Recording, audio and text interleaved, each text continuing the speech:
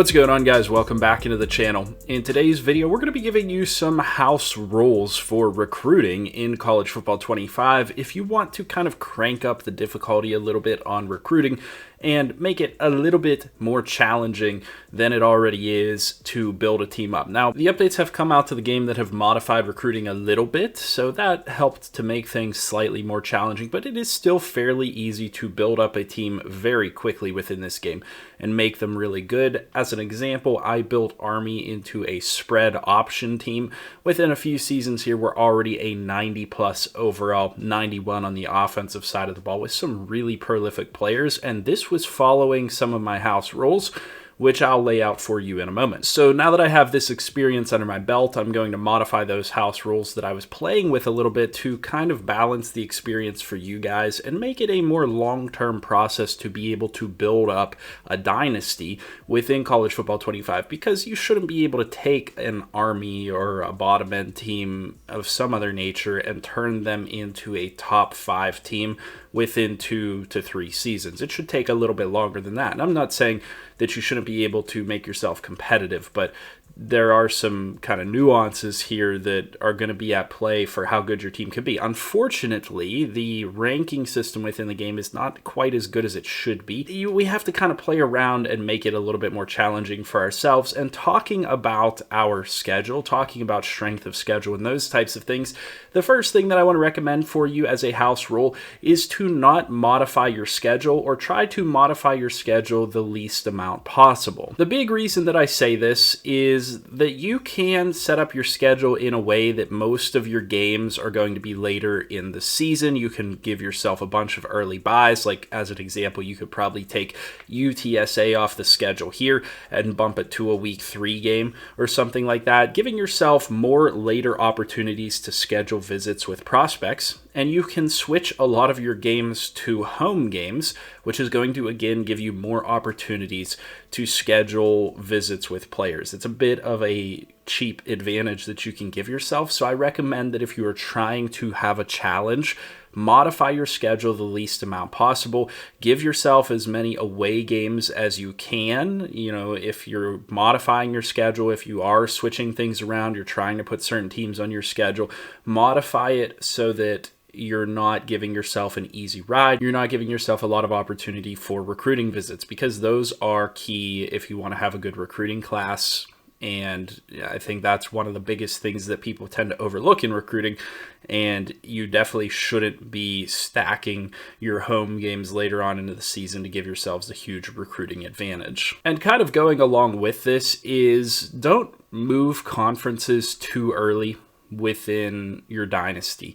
Give yourself a few seasons, 3-4 seasons, before you ever decide to move conferences. Make sure that you are building up to a point of success before you move conferences. As an example, the Army Black Knights are in the American Conference, and I have not moved them yet, and I don't plan to move them for a little bit.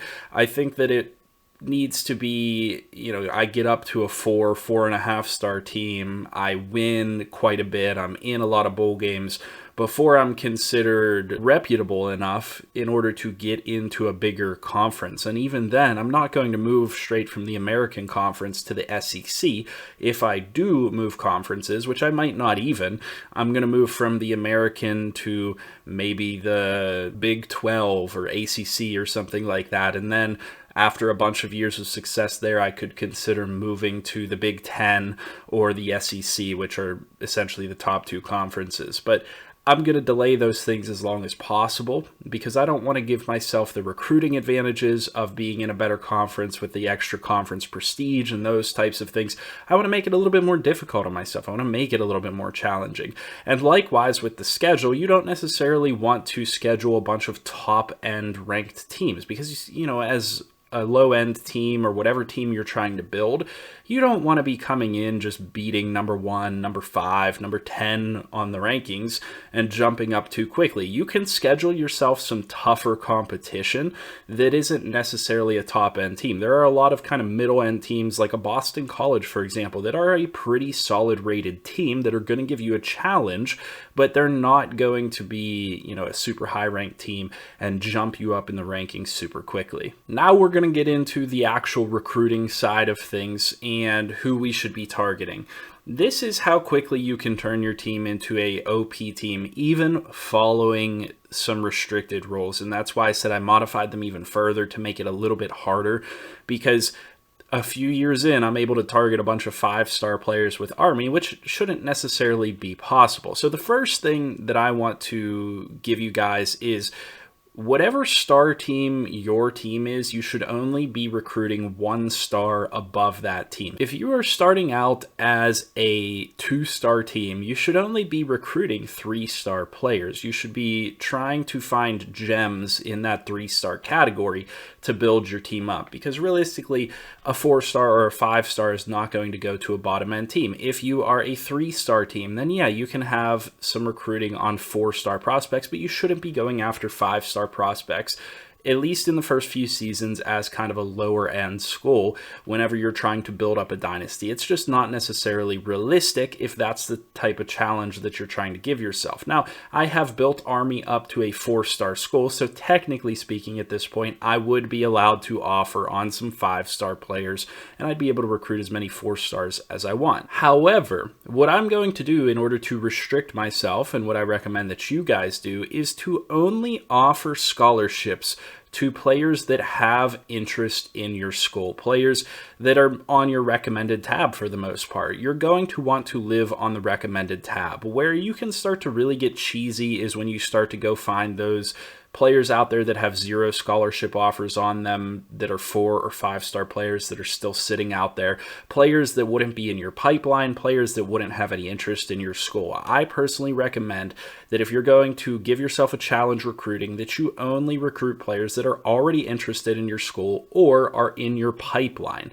If a player is not in your pipeline and they are not interested in your school, then I don't think you should be recruiting them if you're trying to give yourself a challenge. That's going to kind of give you opportunity to cheese and get players that you wouldn't normally have access to as that school, even if you're doing a really good job. It wouldn't make a whole lot of sense if I'm, on the eastern seaboard and I'm recruiting some player out of Hawaii that is a 4-star just because he doesn't have an offer on him already. So generally speaking, you're going to, depending on what team you start with, you're going to be recruiting 3 stars and below, and you're not going to be offering on players that don't have interest or aren't in your pipeline. The other aspect that I want to add to this for you is that you must scout the players that you are recruiting. So you can see that all of these players that I am recruiting with this team, I have scouted, and these guys are all fully scouted right now, but when you're just starting out, you're not going to have enough points to do that. So my suggestion for you in recruiting to make it more challenging is that you have to scout a player at least once before you sign them. You're not allowed to sign a player to your roster. You're not allowed to get them onto your team if you haven't at least sent out a scout to get a little bit of information on that player. So that means spending 10 points at least one time on that player to scout them. Now you could take this further and say, I'm not going to recruit anybody if I don't even fully scout them. And that would be a really solid challenge if you really want to turn up the difficulty a little bit. But I recommend that you at least hold yourself accountable to scouting a player at least a single time before you go out and sign that guy. What I will say, however, is that doesn't necessarily mean that you have to scout that player right off the bat. You could start by building up points on that player and then scout them a little bit later on. You could hard sell a player for a couple of weeks and then go, once you have the hard sell option, that shifts to 40 points. You could hard sell them and take that extra 10 points that's left over and use that to scout the player one time. And so that's why I think it's kind of a reasonable ask, and it forces you to divide up your points a little bit. I think the other thing that you might want to consider as well is the order in which you do things. It is pretty easy in this game to build up a lead on prospects by offering scholarships early. I would recommend that if you really want to crank up the difficulty, that you scout a player before you ever offer a scholarship to them. So that means you have to invest 10 points and scout a player at least once before you offer a scholarship to that guy. I just think that seems a little bit more realistic, that you would go and get a little bit of information on a guy before you ever offer a scholarship to them. So again, that's a pretty solid point if you want to crank up the challenge for yourself. The other thing to add is that you can, in my recommended house rules here, scout above and recruit above a 3-star as an example. If I'm a 2-star school, I would be limiting myself to 3-star. You can recruit above that if the player is already interested in your team. And that's really the only scenario. And I would still recommend that you don't go after any 5-stars, at least for the first few years, 3 to 4 years of your dynasty. I would recommend that maybe there's like 1 or 2 4-stars that are already interested in your school for some reason. Then you can potentially go after those guys and recruit them. But if you follow the same rules, it's going to make it challenging for you, where you have to scout them a little bit. You know, the order of operations in which you're offering them a scholarship and whatnot could be a problem for you, especially as a lower end school. So that's going to make it a lot more challenging to even get those guys if they are interested in your school to begin with. Another big one is playbooks, believe it or not. It's going to affect your play style and whether teams are interested in your school or not. I did this with Army to give myself a challenge. I ran Army's playbook, which is a very unique option style playbook that not a lot of players are necessarily going to want to play in. It's not a quarterback friendly playbook. It's not a receiver friendly playbook. And so that is a challenge in building this specific team. I set it so that I had to use Army's offense and defense until I started to get my recruiting classes in. And what I actually did was I slowly modified my playbook. I went from the true option style playbook that the Army Black Knights have to running a like spread option style playbook, and then modified a little bit from there to another playbook that was a little bit more pass heavy but still option focused. So I kind of progressed it year by year once I got more recruits in, right? It required me to get in a realistic quarterback, some receivers, before I could just completely switch from an option to a spread option or just a passing option style of playbook. That's the point. It can affect your play style, the interest that players have due to your play style. So you have to run your team's playbook for the first year at least until you have a set of recruits in, and then you can start to put your touches on things, and that creates even another layer of challenge to what you're doing in your dynasty. And then the last thing is going to be the transfer portal, which I've kind of gone back and forth on what would be the best way to limit the transfer portal and make it realistic. Honestly, I personally recommend that at least for the first 2 years of your dynasty that you are not getting any transfers that are above a 3-star, no matter what school you are, unless you're starting off as like a really good school and it might make sense for you to get a transfer in. But I think there's 2 factors here that I would like you guys to consider if you are trying to run some house rules and make it challenging for yourself. I would recommend, like I said, don't recruit above a 3-star in the transfer portal, especially if you're a bad team. But other than that, make sure that you're not trying to bring in transfers at positions where you already have solidified starters. It wouldn't make a whole lot of sense for a player to transfer to your school at running back if you already have 2 solidified starters that aren't going anywhere. I think that's a big issue that you can run into, and it's not properly limited within the game. There should be more influence on the transfer portal. Transfer portal players' top priority should really be playing time, and that should really be heavily affected by what you already have on the team. There have been many times where I've recruited in an extra receiver or an extra tight end or something, or an extra running back, and they just simply couldn't play for my team because they weren't as good as the players that I already had. And don't get me wrong, I didn't know that to begin with, but what I could have done as a house rule to avoid that is check my roster. You know what I mean? If I have a bunch of recruits coming in at receiver or corner, like this, I have 4 big end corners coming in, I should not be recruiting a transfer portal corner to my team. If I go over to my roster and I already have a couple of good defensive ends and I'm getting a recruit in at defensive end, I should not be getting a transfer portal player at that defensive end position. It's just simply not realistic, because generally those players are going to be transferring to be seeking out more playing time or a better playing opportunity for themselves. And I think that's kind of a big deal. You can really build your team up quickly if you get some of the top end transfer portal players. That's one of the biggest ways that you can kind of cheese, quote unquote, recruiting. So it's one of the ways that you should definitely limit yourself.